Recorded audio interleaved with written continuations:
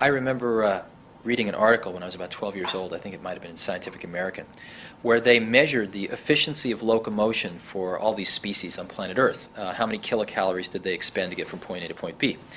And the condor won, came in at the top of the list, surpassed everything else. And humans came in about a third of the way down the list, which was not such a great showing for the crown of creation. And but somebody there had the imagination to test the efficiency of a human riding a bicycle. Human riding a bicycle blew away the condor, all the way off the top of the list. And it made a really big impression on me that we humans are tool builders, and that we can fashion tools that amplify these inherent abilities that we have to spectacular magnitudes. And so for me, a computer has always been a bicycle of the mind. Something that takes us far beyond our inherent abilities.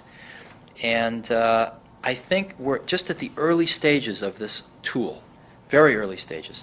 And we've come only a very short distance, and it's still in its formation, but already we've seen enormous changes. I think that's nothing compared to what's coming in the next 100 years. In Program 6, we're going to look at some of the past predictions of why people have been so wrong about the future. And one of the notions is that today's vision of a standalone computer is just as limited as those past visions of it being only a number cruncher. What's the difference philosophically between a network machine and a standalone machine? Let me answer that question in a slightly different way. There have been, if you look at why the majority of people have bought these things so far, there have been two real explosions that have propelled the industry forward. The first one really happened in 1977, and it was the spreadsheet. I remember when Dan Filestra, who ran the company that marketed the first spreadsheet, walked into my office at Apple one day and pulled out this disk from his vest pocket and said, I have this incredible new program. I call it a visual calculator, and it became VisiCalc. And that's what really propelled the Apple II to the success it achieved, more than any other single event. And with the invention of Lotus 123, and I think it was 1982, that's what really propelled the IBM PC to the level of success that it achieved. So that was the first explosion, was the spreadsheet. The second really big explosion in our industry has been desktop publishing. Happened in 1985 with the Macintosh and the LaserWriter printer. And at that point, people could start to do on their desktops things that only typesetters and printers could do prior to that. And that's been a very big revolution in publishing. And those two explosions have been the only two real major revolutions which have caused a lot of people to buy these things and use them. The third one is starting to happen now. And the third one is, let's do for human-to-human communication what spreadsheets did for financial planning and what desktop publishing did for publishing. Let's revolutionize it using these desktop devices. And we're already starting to see the signs of that. As an example, in an organization, we're starting to see that as business conditions change faster and faster with each year, we cannot change our management hierarchical organization very fast relative to the changing business conditions. We can't have somebody working for a new boss every week. We also can't change our geographic organization very fast. Matter of fact, even slower than the management one. We can't be moving people around the country every week. But we can change an electronic organization like that. And what's starting to happen is we start to link these computers together with sophisticated networks and great user interfaces, we're starting to be able to create clusters of people working on a common task in literally in 15 minutes worth of setup.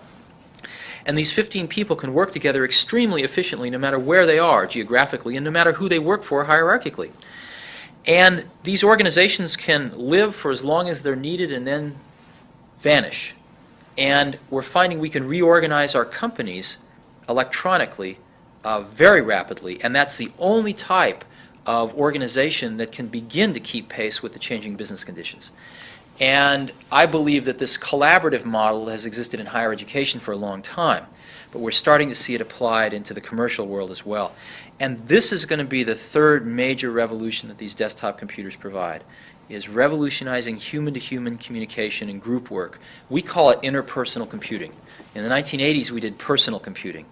And now we're going to extend that as we network these things to interpersonal computing. I saw my first computer when I was 12, and it was at NASA. We had a local NASA center nearby. And it was a terminal which was connected to a big computer somewhere, and I got a time-sharing account on it. And I was fascinated by this thing. And I saw my second computer a few years later, which was really the first desktop computer ever made. It was made by Hewlett-Packard. It's called the 9100A, and it ran a language called BASIC. And it was very large, had a very small cathode ray tube on it for display. And I got a chance to play with one of those maybe in 1968 or 9, and spent every spare moment I had trying to write programs for it. I was so fascinated by this. And so I was probably fairly lucky in that my introduction to computers very rapidly moved from a terminal to within maybe 12 months or so actually seeing one of the first, probably the first desktop computer ever really produced. And so my point of view never really changed from being able to get my arms around it, even though my arms probably didn't quite fit around that first one. So. I read somewhere that you had no intention of building a company. That you were just out to do stuff for yourselves. If you can give me... Right. I don't know the question they asked to get that, but... Well, at the time we started Apple, Woz was working for Hewlett-Packard. I was working for Atari, actually for Nolan Bushnell, designing video games. And we went to Atari and showed them our early prototypes, and we went to HP. And we encouraged each company to hire the other one and let us do this for them. And we got turned down in both places, probably for good reasons. But we started a company because it was the only alternative left, not because we wanted to. When did you ever think that this was really going to happen? That this was going to go from just an interesting idea to... Oh, it didn't take very long. It happened for me when I saw people that could never possibly design a computer, could never possibly build a hardware kit, could never possibly assemble their own keyboards and monitors, could never even write their own software using these things. Then you knew something very big was going to happen. When we'd gotten to that stage where we were high enough on the food chain, if you will, that a lot of people could use these things, and they were really liking it. What do computer networks offer to education? Well, education's been on computer networks for longer than almost anyone else.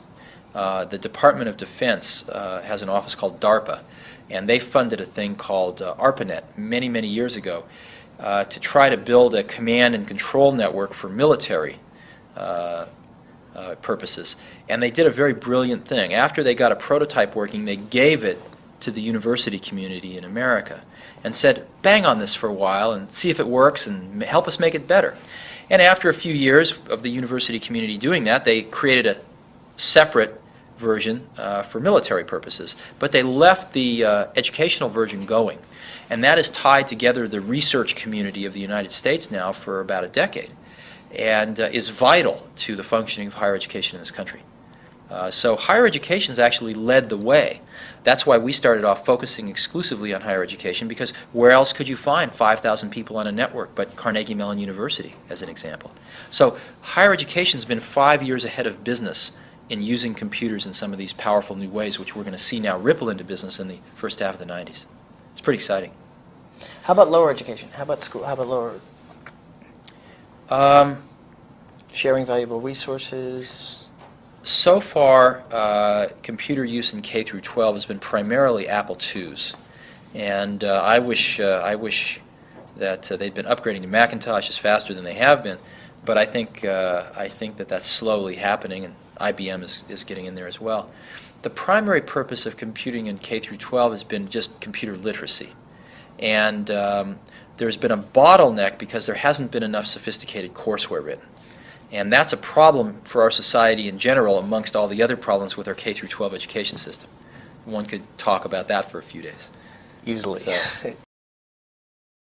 How did the PC change the world? Well, though the analogy is nowhere perfect, and certainly one needs to factor out the environmental concerns of the analogy as well. There is a lot to be said for comparing it to going from passenger trains to automobiles. And the advent of the automobile gave us a personal freedom of transportation. In the same way, the advent of the computer gave us the ability to start to use computers without having to convince other people that we needed to use computers.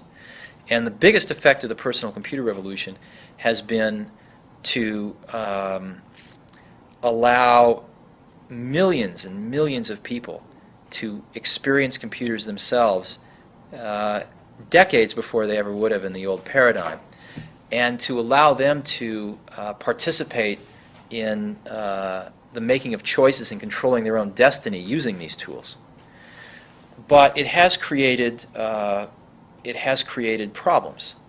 And the largest problems are that now that we have all these very powerful tools, we're still islands, and we're still not really connecting these people using these powerful tools together. And that's really been the challenge of the last few years and the next several years, is how to connect these things back together so that we can rebuild a fabric of these things rather than just individual points of light, if you will, and get the benefit of both the passenger train and the automobile. I'm part of this electronically connected community. That's going to provide us wonderful new capabilities and communications abilities, but we still always want to be able to disconnect that network spigot, take it off, and take our standalone computer somewhere, let's say home. Now, what's going to happen rapidly is with radio links and with fiber optics to the home, you're going to be able to hook your computer up to your network at home. But there's always going to be that cabin in the middle of nowhere that I want to go for a 2-week vacation where I want my computer. And if it doesn't work in a completely standalone way, I'm going to be not happy. So we have to provide a fluid way for these things to kind of dock into the mother load network, but also undock and allow me as an individual to carry my computer up into Yosemite backpacking, and where there's no radio links and no fiber into the network, and find out what happened when I left and share some of my thoughts maybe with some other folks. So we're working on that. That's our goal for the next 5 years, is that seamless transition between the standalone computer and the computer as part of this network community. It also keeps away the Orwellian aspects of always being hooked into the network. Right. That's right. Now, I actually think what an interesting paradox is, it is the network which is ultimately going to define and create the home computer market, not keeping our recipes on these things or something like we thought in 1975. Being a part of that network and not being able to stay away from it while you're at home will drive people to get computers in every house, just like we have a telephone in every house. Well, Xerox PARC was a research lab set up by Xerox when they were making a lot of profits in the copier days. And they were doing some computer science research, which was basically an extension of some stuff started by a guy named Doug Engelbart when he was at SRI. Doug had invented the mouse and invented the bitmap display, and some Xerox folks that Xerox, I believe, hired away from Doug or split off from Doug somehow and got to Xerox, were continuing along in this vein. And I first went over there in 1979, and I saw what they were doing with the larger screens, proportionally spaced text, and the mouse. And it was just instantly obvious to anyone that this was the way things should be. And so I remember coming back to Apple thinking, our future has just changed. This is where we have to go. The problem was that Xerox had never made a commercial computer. This group of people at Xerox was more concerned with looking out 15 years than they were looking out 15 months and trying to make a product that somebody could use. So there were a lot of issues that they hadn't solved, like menus and other things like that. And at Apple, what we had to do was to do two things. One was complete the research, which really was only about 50% complete. And the second was to find a way to implement it at a low enough cost where people would buy it. And that was really our challenge. What did you succeed in doing with the Mac? Well, the Macintosh, as you remember when it came out, we called it the computer for the rest of us. And what that meant was that while experts could use some of the computers that were already out, most people didn't want, again, the computer was not an end in itself. It was a means to an end. And so most people didn't want to learn how to use the computer. They just wanted to use it. And the Macintosh was supposed to be the computer for people that just wanted to use a computer without having to learn how to use one. Spent 6 months. Now, it turned out that the paradox was that to make a computer easier to use, you needed a more powerful computer in the first place, because you were going to burn a lot of the cycles on making it easy to use. And so this computer that was easy to use was actually more powerful and could do more things than the less easy to use computer. And it took people a few years to figure that out about the Macintosh, but I think people did. Actually, there's a funny joke that we were clowning around one day, and one of our group is an IBM person. And so I was saying, some little girl walks up and sees a prompt and goes to her daddy and says, "It's broken. Where's my desktop? Where's my metaphor?" And we've adopted this new metaphor.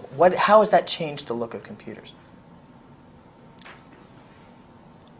Well, I think the Macintosh was created by a group of people who felt that there wasn't a strict division between sort of science and art. Or in other words, that mathematics is really a liberal art if you look at it from a slightly different point of view. And why can't we interject typography into computers? Why can't we have computers talking to us in English language?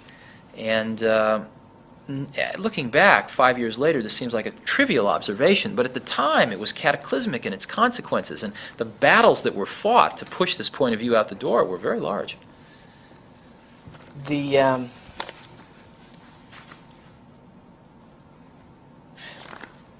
balance between thinking and doing. I mean, one of the things in the semiconductors was you had risk takers. I mean, Bob Noyce, learns to hang glide at age 40. I mean, these people like laying their butts on the line. How important was that in the early days? I mean, we're going back to 75. Well, again, after seeing, my entire life's been spent only in one industry, which is this one. And but I've been in it now for about 15 years, and I've seen a lot of people make a lot of things. I've seen a lot of people fail a lot of things. And my point of view on this, or my observation, is that the doers are the major thinkers. The people that really create the things that change this industry are both the thinker-doer in one person. And if we really go back and we examine, did Leonardo have a guy off to the side that was thinking 5 years out in the future what he would paint or the technology he would use to paint it? Of course not. Leonardo was the artist, but he also mixed all his own paints. He also was a fairly good chemist, knew about pigments, knew about human anatomy, and combining all of those skills together, the art and the science, the thinking and the doing, was what resulted in the exceptional result. And there is no difference in our industry. The people that have really made the contributions have been the thinkers and the doers. And when you a lot of people, of course, it's very easy to take credit for the thinking. The doing is more concrete, but it's very easy for somebody to say, "Oh, I thought of this 3 years ago." But usually when you dig a little deeper, you find that the people that really did it were also the people that really worked through the hard intellectual problems as well. Focusing now on the third program, where we've gone from semiconductors, and the vision is IBM is this big machine, UNIVAC, big large machine, and we take the line through of integrated circuit microprocessor. And we actually got some great stuff from Ted Hoff about, it's a light bulb. It burns out, you replace it. Then we lead up into the beginnings of the personal computer. So what were you doing at the time, and how did that get started? Actually, it wasn't Intel that first figured out that the microprocessor was a computer. They designed these things to be used in calculators. And they thought the reason that the microprocessor came about was they thought if they could design a slightly programmable one, the next customer that walked in the door that wanted a slightly different calculator, they could just spend a few months rather than a few years designing a new piece of silicon. But I think the thought of making a computer never really occurred to them.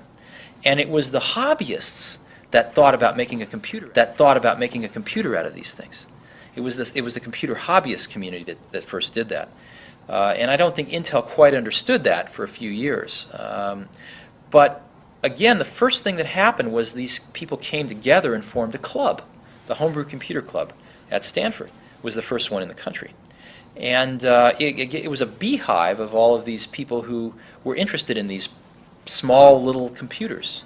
people that might have been ham radio operators, people that might have worked with large computers, were all gathered together to discuss their latest little projects.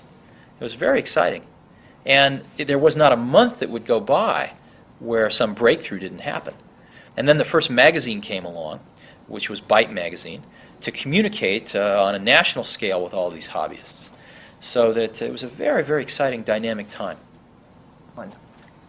What did I think when I saw the Apple we I? first saw that Woz was building that board. Well, it didn't quite work that way, actually. Okay. What happened was that Woz and I had known each other since I was about 12 or 13 years old. And we built, our first project together was we built these little blue boxes to make free telephone calls. And we had the best blue box in the world. It was this all digital little blue box. I don't think it works anymore, so. But we had a fun time doing that. So when it came to building a computer together, Woz was the brilliant hardware engineer and focused on the core design of the computer. And I was worrying about which parts we ought to use and how we were going to build these things and how somebody that wasn't a Woz was going to manage to buy all the extra parts you still needed to buy and plug this thing together, because you still needed to buy your own keyboard and your own display and your own power supply. And so you needed to be pretty much of a hardware hobbyist. Now, we made a very important decision was to not offer our computer as a kit. Even though you needed to buy these extra parts, the main computer board itself came fully assembled. We were the first company in the world to do that. Everybody else was offering their little computer as a kit. And what that meant was there was maybe an order of magnitude more people who could actually buy our computer and use it than if they had to build it themselves. And the Apple II was actually the first computer to come fully assembled, where you didn't have to do anything. And the reason there was it was our observation that for every hardware hobbyist, someone who could either build the kit themselves or at least find these 5 or 10 extra parts they needed, there were 1,000 potential software hobbyists. And if they didn't have to do anything with the hardware except use it, and at that time that meant write their own programs, still there was a much larger group of people that could take advantage of this. So we wanted to reach them, and that was the real breakthrough in the Apple II. The first face-to-face gathering of personal computer hobbyists from all around the country was this show put on in Atlantic City in 1976. And it was in the basement of some dingy hotel. And it just happened to be about 300 degrees outside. So the basement was like a steam bath. And it was impossible to be down there for longer than a half an hour without being completely drenched. And nevertheless, there were a few hundred hobbyists completely drenched walking around for hours. And we had a little tiny booth there. It was a tablecloth over a hotel table. And there were Woz and I and a friend or two of ours went there, and we had our few Apple I's there and a little poster we'd made. And that was really our the first computer show in the world. A year later, I think maybe even 9 months later, there was the first West Coast Computer Fair, which was a much more professional operation in comparison with Atlantic City, but still very, very hobby-oriented compared with what goes on today. And that was in San Francisco, and there were maybe 100 companies showing their wares, and it was attended by maybe 1,000 people, which was a lot for our industry at that time. 13,000. 13,000. Wow, really? 13,000 people. That's a lot. That's Jim Warren told me that. That's a lot. I'd be surprised at that, but maybe he Call knows it better half than that, I do. 6,000. 6,000. Thousands of people. And that's when we introduced the Apple II. And I think the Apple II was probably the hit of the show at that time.